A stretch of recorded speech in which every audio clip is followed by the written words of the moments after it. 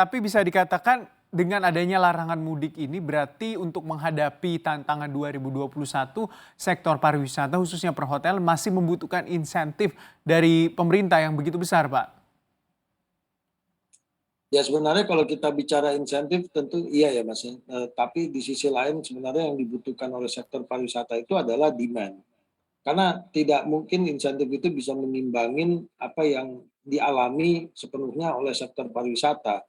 Dari sektor pariwisata, sektor sektor transportasi, semua akan, terpuruk besar-besaran di 2021 ini. Ada beda antara 2021 dan 2020.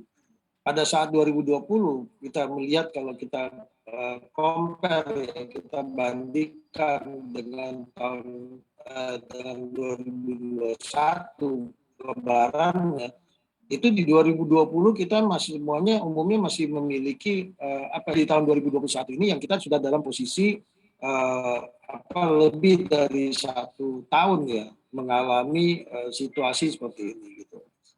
Mhm. Berarti strategi apa yang harus dilakukan oleh sektor pariwisata khususnya perhotelan, Pak, saat ini?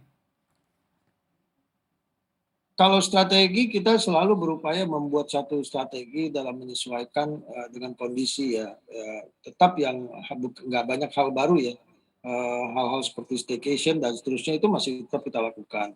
Namun bagaimanapun kalau ditanya strategi baru mungkin sudah kehabisan strategi juga ya. Karena kondisinya apapun yang strategi yang kita lakukan selama demand-nya tidak ada, ya nggak ada gunanya. Jadi yang kita butuhkan itu adalah demand. Kalau kita bicara, demand itu diganti dengan, stimulus ya nggak nyambung juga Mas, karena kan stimulus berapa kuat negara akan membantu, dengan segitu banyak sektor dan bisa membuat mereka memang benar-benar bisa menumbuhkan daya tahan. Itu kan tentu kalau kita bicara, eee pariwisata, kita bicara domestik ya, domestik itu kita sudah sama semua, liburnya sama, hari kerjanya sama, semuanya sama.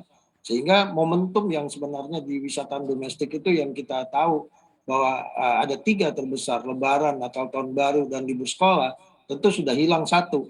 Berarti lebaran yang potensi terbesar yang umumnya, pergerakan itu paling besar itu memang ada di lebaran sebenarnya.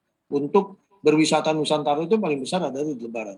Kalau Natal Tahun Baru biasanya sebelum Covid itu umumnya ada pilihan, banyak yang juga yang melakukan perjalanan mungkin ke luar negeri.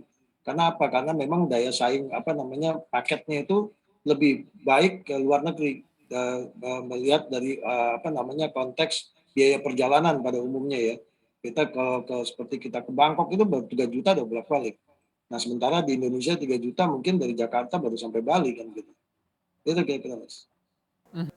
Jangan lupa untuk download aplikasi CNBC Indonesia yang tersedia di Play Store dan juga App Store untuk mengikuti terus perkembangan informasi seputar ekonomi dan bisnis terkini.